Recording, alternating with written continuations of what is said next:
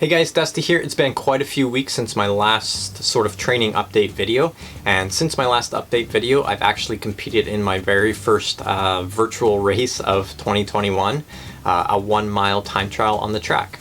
And if you're new to the channel or you just haven't been here in a while, I'm a triathlete who's pivoting into running, at least for 2021, with the goal of running a sub 220 marathon later this fall. So unfortunately I didn't have anyone, or I just didn't think of it at the time, of having someone videotape the 1 mile race, but I'll still do my best to break it down and tell you what my time was.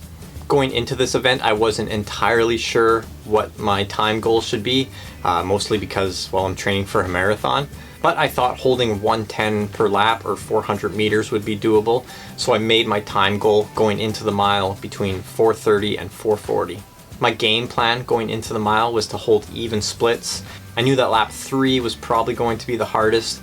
I thought I could probably be somewhat comfy at least the first lap, maybe the second lap, and then the third lap is probably going to suck the most, and then lap number 4 you just go for it. Whatever you have left in the tank, you empty it on that final lap. So race morning comes along. I did a 15-minute warm-up.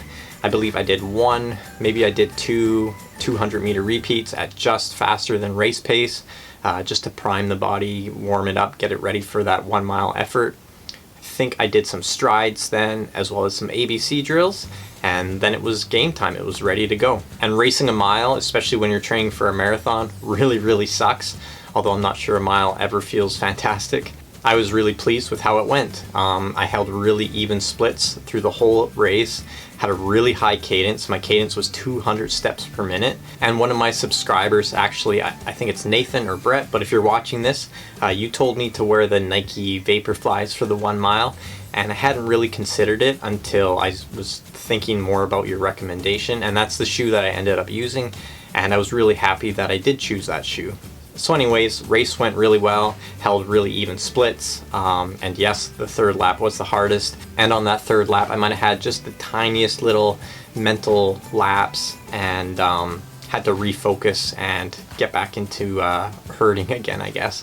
And I ran each lap at 110 or just slightly under, and I ended up doing the entire mile in 4:37, so I was within my time goal of 4:30 and 4:40. So super pumped to have the first virtual race out of the way, especially because it's a mile. Even better, I hit my goal.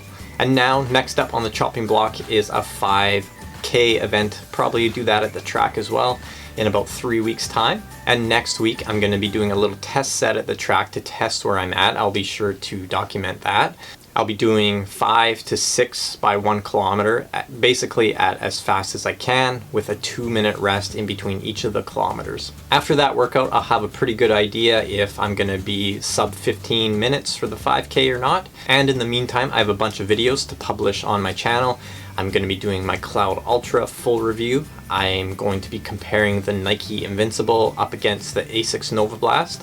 And I'm going to be sharing my strength and conditioning routine with all of you. I've been working really hard on fine-tuning my strength and conditioning session to what suits me best, and I need just a few more weeks of fine-tuning before I'm ready to share that with you. So if you have anything that you want to see on the channel, please let me know down below in the comments.